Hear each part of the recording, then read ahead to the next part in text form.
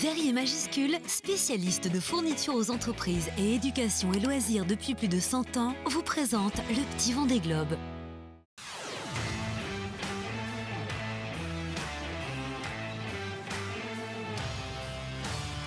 Bonjour à toutes et à tous et bienvenue dans ce nouveau numéro du Petit Vendée Globe, l'émission où finalement je ne fais que me reposer puisque ce sont les enfants qui travaillent. Et aujourd'hui autour de moi, j'ai une équipe de choc, des petits reporters quasi professionnels pour interviewer les skippers qui vont participer au prochain Vendée Globe. Alors qui j'ai aujourd'hui avec moi? Eh bien j'ai Lali, j'ai Louis, j'ai Winnie, j'ai Manon et j'ai Anna. Alors, qui vous allez interviewer aujourd'hui? J'imagine que vous avez envie de savoir. Je vais, comme d'habitude, essayer de vous le faire deviner avec ces quelques indices. Il a 38 ans et il participe pour la 4e fois au Vendée Globe. Lors du dernier Vendée Globe, attention, là c'est du lourd, il a fini sur le podium puisqu'il a terminé à la 3e position. C'est un habitué des enfants, déjà parce qu'il en a, et en plus parce qu'il va les rencontrer... Non, ce n'est pas Romain. Il va les rencontrer dans les écoles. Son sponsor commence par Bureau et finit par Valet. C'est Lali qui a trouvé. Il s'agit de Louis Burton qu'on accueille tout de suite. On l'accueille. Allez Louis, on t'attend. Bonjour les enfants. Bonjour. Viens t'asseoir à côté de moi, Louis. Donc je disais, toi, tu es à l'habitude des enfants, puisqu'avec ton sponsor, tu as lancé un kit pédagogique et tu te déplaces dans les écoles pour rencontrer donc, les enfants. Mais là, aujourd'hui, ils vont t'interroger sur un thème assez particulier qui suscite beaucoup d'interrogations chez les petits comme chez les grands. Pour savoir de quoi nous allons parler, on regarde tout de suite un petit magnéto que j'ai préparé. Ils partent pour un marathon de plusieurs mois. Alors il va falloir tenir sur la longueur. Et bien sûr, la gestion du sommeil est au cœur de la préparation des skippers pour le Vendée Globe. Dormir, c'est prendre le risque de perdre des places. Ne pas dormir, c'est prendre le risque de ne pas tenir la distance et de s'écrouler avant la ligne d'arrivée. Mais pas question de faire une bonne nuit de 7 ou 8 heures comme à terre. Les marins restent plus ou moins en alerte et vont devoir fractionner leur sommeil. Là, je suis à la table à cartes, j'essaye de faire une petite sieste. Mais ça corne bidouille dans tous les sens là. En fait, hier soir, j'ai bricolé toute la nuit, du coup, j'ai pas dormi. J'ai envoyé des petites siestes de 20 minutes sur le pouf, glacé, réveillé par le froid. Eh oui, c'est déjà pas toujours facile de s'endormir dans son lit avec sa couette et son doudou, mais alors dans un bateau qui bouge, qui doit maintenir son cap et surtout qui fait beaucoup, mais alors beaucoup de bruit, bon courage. Ça fait une soufflerie. Et ça, plus le bateau va vite, plus ça aspire fort. Du coup, pas simple de dormir. Ça, et puis le bateau qui tape. Ah si, et le jour en pleine nuit. Harnaché dans sa bannette, lové dans son pouf, moulé dans un fauteuil sur mesure, chacun ses préférences pour se détendre et récupérer, mais l'enjeu est de taille. L'accumulation de fatigue est mauvaise pour la santé physique et mentale. Un cerveau trop fatigué prendra de mauvaises décisions et peut même être victime d'hallucinations. Se voir passer la ligne d'arrivée alors qu'on va juste attaquer les mers du Sud, c'est un peu comme passer du rêve au cauchemar. Alors dans ces cas-là... T'as plus qu'une chose à faire à un moment, et c'est d'aller se coucher. Et là, c'est juste énorme. Je vais m'envoyer 1h30 renouvelable. Et puis quelquefois, un petit miracle. Romain Athanasiou a dû faire des jaloux sur ce coup-là. J'ai bien dormi, j'ai même dormi toute la nuit. Et je vais prendre un petit déj, voilà. Je fais la petite vie, quoi. En 2018, sur la route du Rhum, à seulement quelques milles de l'arrivée, Alex Thompson n'avait pas entendu son réveil et son bateau avait pris la mauvaise direction. Espérons que cela n'arrive jamais à notre skipper du jour. T'as bien dormi cette nuit? Écoute, pas mal, j'ai bonne mine. Ouais, t'as bonne mine, t'es en forme pour répondre à toutes les questions de nos petits reporters. Oui, avec C'est plaisir. Anna qui va se jeter à l'eau avec la première question. Vas-y Anna. Combien d'heures par jour tu dors environ Merci pour ta question, Anna. Sur le Vendée Globe, c'est un petit peu spécifique parce qu'on part très longtemps. Alors, on ne peut pas économiser trop le sommeil parce qu'on est en mer pendant 2 mois et demi à 3 mois parfois. Et donc, on va avoir besoin de dormir à peu près 6 heures en moyenne. Alors, ça dépend des gens. Il y a des gens qui ont plus ou moins besoin de sommeil. Et on va parfois pouvoir dormir que 2 heures. On va essayer le lendemain de dormir 8 heures. On va essayer de faire une moyenne pour pouvoir tenir sur toute cette durée. Louis? Où tu dors dans le bateau? Alors, j'ai 2 chambres dans le bateau.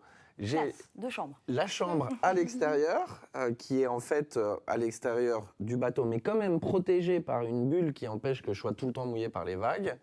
Et là, j'ai un siège que l'on a fabriqué en matériaux très légers, qui moule tout mon corps, qui vient même me tenir la tête, dans lequel je peux même mettre un casque qui est scratché et qui va faire que ma tête ne va pas trop bouger. Et je me mets là pour dormir lorsque je vais pouvoir faire que des toutes petites siestes, soit parce qu'il y a des dangers immédiats, soit parce qu'il y a des concurrents autour, soit parce que la météo est instable. Et dès que je peux aller me reposer vraiment, alors là, j'ai un espèce de lit avec un pouf très confortable, à mémoire de forme. Je m'allonge sous ma table à cartes, où j'ai tous mes instruments, ma cuisine à droite, j'ai tout à portée de main, juste à la sortie du bateau, à l'entrée du bateau qui me permet de sortir. Et je me mets là, et là, je peux dormir très très bien. Il faut faire attention d'ailleurs de ne pas trop dormir. Oui, quand même. Oui. Ah oui, il faut se réveiller quand même. Sinon, si ça fait comme l'autre, il va partir dans tous les sens. Comme Alex Thompson qui s'était pas réveillé. Oui. Ah ouais, on va éviter ça. Winnie, t'avais une petite question? Est-ce que ça t'arrive, est-ce que tu arrives à dormir avec tout le bruit qu'il y a autour? Parce que c'est très bruyant, un IMOCA. Oui, c'est très bruyant. Ce sont des bateaux qui vont très vite. Maintenant, en plus, pour certains qui volent avec des foils, et il n'y a rien à l'intérieur. Donc, ça fait une grosse caisse de résonance. Et puis, on a le bruit des vagues qui viennent sur le pont, du vent qui siffle. Parfois des alarmes aussi de nos instruments. Donc, c'est un environnement qui est très bruyant. Alors, on essaye de parfois se protéger un petit peu de ça avec des filtres auditifs qui permettent d'entendre, mais moins fort, et surtout d'enlever tous les sons qui sont douloureux. Tu veux dire un casque? Un casque, Oui. ouais, exactement. Alors là, sur cette prochaine édition du Vendée Globe, c'est un espèce de casque miniature que je vais avoir juste dans les oreilles, qui va me prendre moins de place. Et ensuite, pour aller dormir, il faut essayer de ne pas être stressé. Ça veut dire qu'en fait, on arrive à se reposer quand tout va bien, ou quand on a mis suffisamment d'alarmes pour se dire, si jamais le bateau ralentit, je serai réveillé. Alors on se détend, on se dit, je peux dormir alors, puisque ça me réveillera s'il y a un problème. Manon? Est-ce qu'on peut s'entraîner à ne pas dormir? Le meilleur moyen de s'entraîner à ne pas dormir... C'est d'avoir des enfants. Ça pourrait être d'avoir des enfants, c'est vrai, mais non, c'est plutôt d'être le plus reposé possible avant d'attaquer l'épreuve. Et plus on est reposé, moins on est stressé, plus on s'est préparé avant, moins il y a de problèmes à terre quand on part, plus on connaît son bateau et plus on va réussir à minimiser son temps de sommeil. Et puis quand même, on travaille avec des médecins et notamment un hôpital qui s'appelle l'Hôtel-Dieu à Paris, qui est spécialisé sur le sommeil, pour connaître nos cycles d'endormissement, puisque dans le sommeil, il y a plein de phases. Et il y a des phases dans lesquelles on souhaite pouvoir aller très vite pour se reposer et des phases dans lesquelles on ne veut pas rentrer parce qu'elles amènent tout un tas de problématiques au moment où on se réveille. Je vous en parlerai peut-être. Donc on a analysé ton sommeil, toi, pour essayer de voir un petit peu tes phases, pour que tu comprennes mieux comment tu fonctionnes et que ça marche mieux sur le Vendée Globe? Oui, exactement. Et ce n'était pas la même analyse quand j'ai commencé la course au large à 25 ans. J'étais tout jeune, que maintenant à 39 ans. Et donc, il faut régulièrement refaire ces tests-là. Alors, on vous met des électrodes sur la tête, vous ressemblez à un truc bizarre, un Robocop. Vous rentrez chez vous et vous dormez. Et puis, il y a un appareil qui enregistre tous les temps d'endormissement. Et donc, après, on sait qu'une petite sieste réparatrice, pour Alix, ça va être 25 minutes. Pour moi, ça va être 17 minutes. Pour toi, ça va être 30 minutes. On sait qu'une sieste un petit peu plus longue, qui va être mieux en termes de récupération, pour moi, ça va être 2 heures. Mais si je dépasse ces 2 heures, alors je risque d'entrer dans le sommeil paradoxal. Le sommeil paradoxal étant le sommeil pendant lequel l'esprit se repose. C'est dans ces phases de sommeil que l'on rêve. On peut rêver à des trucs qui n'existent pas ou à des choses que notre inconscient essaye d'imaginer.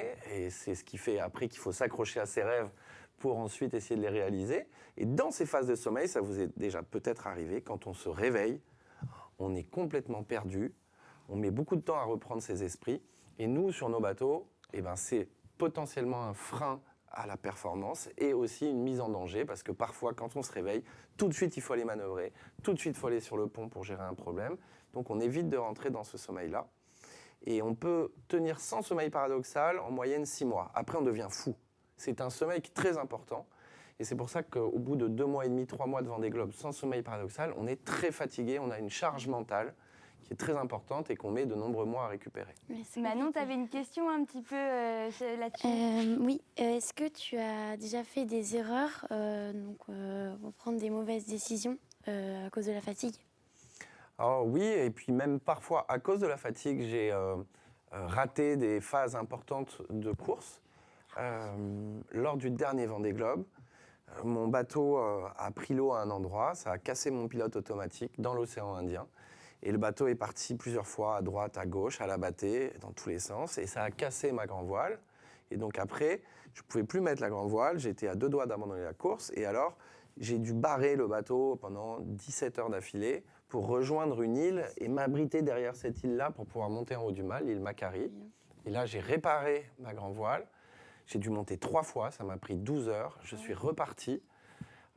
Et là, j'étais dans un niveau de fatigue extrême et je me suis endormi en mettant les réveils et je n'ai rien entendu et je suis rentré dans la zone d'interdiction, la zone de restriction des glaces. Vous voyez au Vendée Globe ? Oui. C'est hyper dangereux. Et si on va très très loin, c'est très dangereux, mais si on va pas très loin, c'est pas dangereux, mais par contre, ça veut dire qu'il faut ressortir par l'endroit où on est rentré et donc ça veut dire souvent face au vent, face aux dépressions, on perd du temps et c'est des situations qui sont très compliquées à gérer. Donc ça m'est arrivé à cause de la fatigue.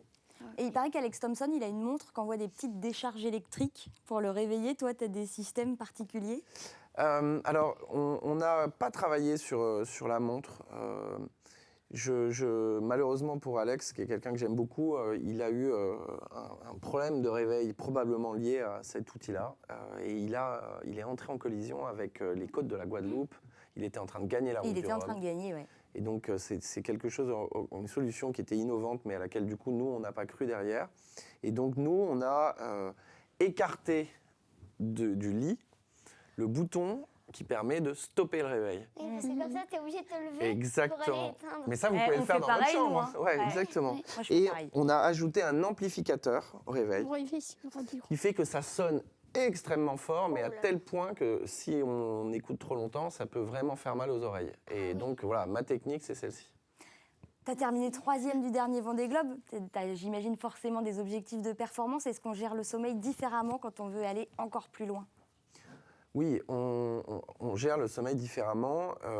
Il faut absolument réussir à ne pas entrer dans la zone rouge physiologique. Ça veut dire qu'il faut réussir à aller prendre du repos au fur et à mesure, même si c'est un petit peu, pour rester tout le temps lucide, pour rester tout le temps performant.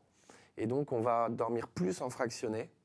On va éviter de faire plusieurs siestes de 2 heures d'affilée. Et ensuite, on va surtout gérer le niveau d'exigence des alarmes en termes de performance pour être sûr de ne pas dormir 1 heure avec un bateau qui a ralenti ou qui ne va plus dans la bonne direction, ou de rater le point idéal où on avait prévu de faire une manœuvre.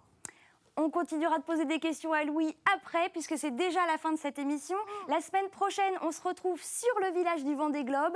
On va rencontrer de nouveaux skippers et cette fois-ci, enfin, des skippeuses. Je vous souhaite une très bonne fin de semaine et à bientôt. Au revoir. Au revoir.